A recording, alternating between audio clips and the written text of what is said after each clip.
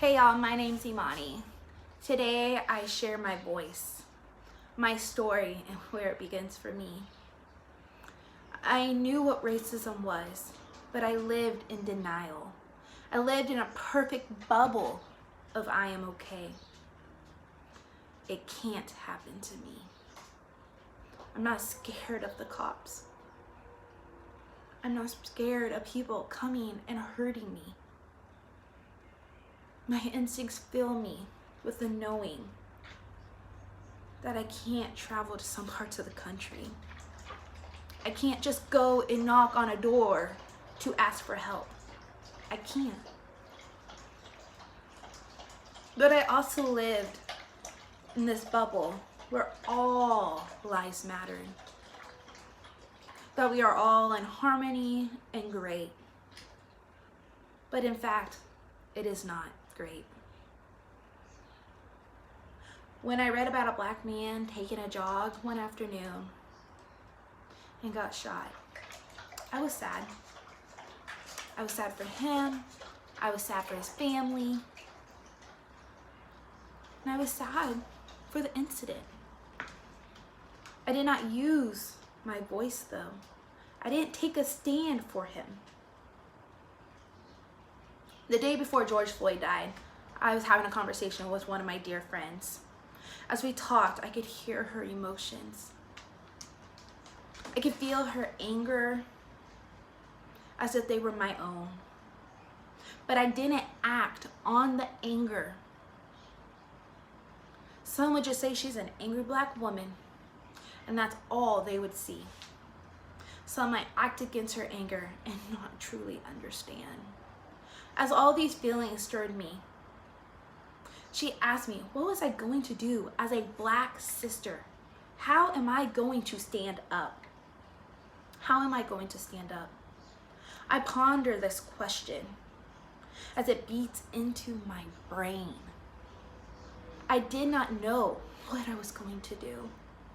I did not know. Having this conversation though, it opened up so many doors between my mom and I, friends, and even my participation at an open table conversation.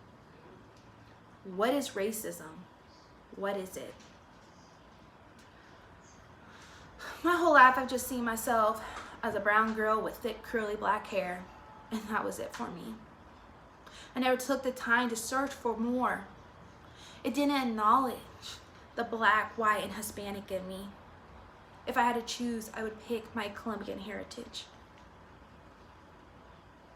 But even then, I didn't own up to it. I asked myself why. Why did I not support me and support the black in me? At a young age, I saw and I learned about racism. I learned about slaves. I watched movies and I read about it in books. I remember sitting with my mom and watching a movie. I was young, I didn't completely understand. And I saw and I remember the feeling of being mad and angry and confused why the black people were not standing up for themselves. Watching the movie, I just wanted to hop into the movie and punch all the white people that were being so unkind and hateful.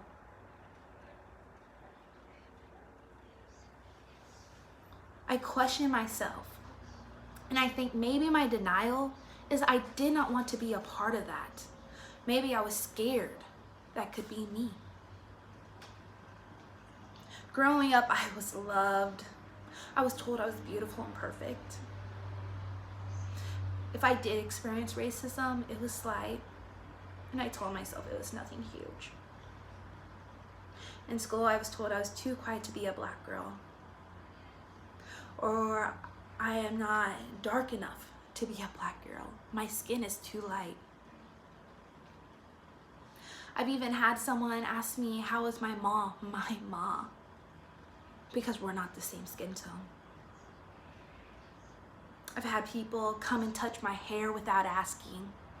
Or is my hair real or fake?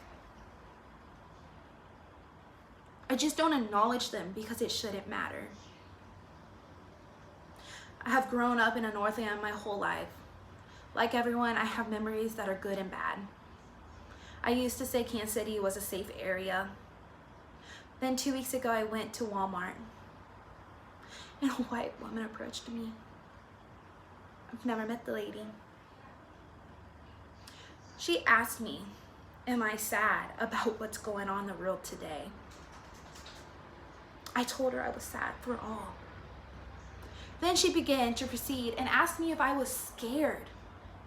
And so I looked at her and I responded, I am scared for all. I am scared for all. She proceeded and said, if my boyfriend was here, he would shoot your black ass. I looked at her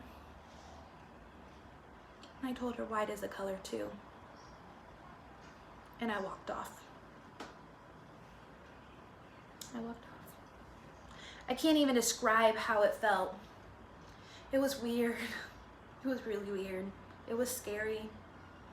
And it was uncomfortable. That evening, I shared the incident with my mom. I could see the emotions through her eyes as she was scared for me. I could see the hopeless feeling of her not to be able to protect her baby. She gave me a hug and told me that she would always protect me. How much she loved me. We cried, then we began to talk about being safe. This week I got on Facebook one evening and I saw an article about an 18-year-old. The girl who was sitting at her stoplight with her window down, and somebody threw lighter fluid on her and called her the N-word. Looking at the article, I saw her picture. All I could see was myself, a light-skinned girl and curly hair. Yeah, all I could see was myself. It broke my heart. It made me fear to sit at a stoplight and have my window down. Which sucks because it's summertime and that's all I want to do, enjoy the fresh air, especially bright and early in the morning.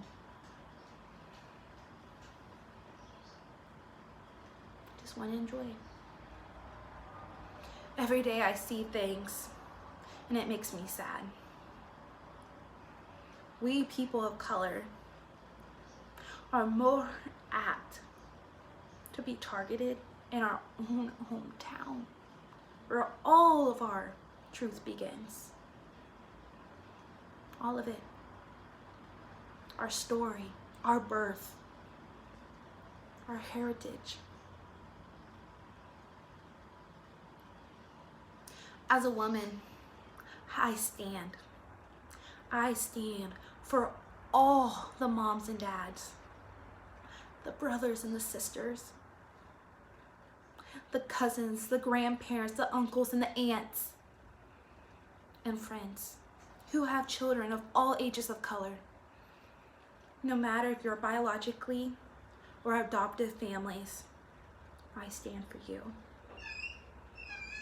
I stand for you. I stand for you.